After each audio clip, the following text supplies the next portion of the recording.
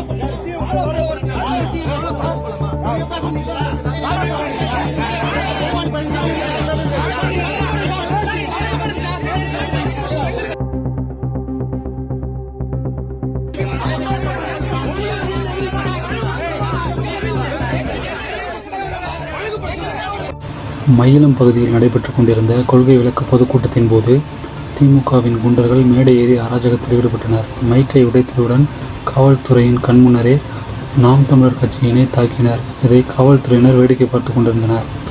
தனது அலைபேசியில் எல்லாவற்றையும் பதிவு செய்து கொண்டிருந்த காவல்துறையினர் இதனை தடுக்காமல் வேடிக்கை பார்த்து கொண்டிருந்தனர்.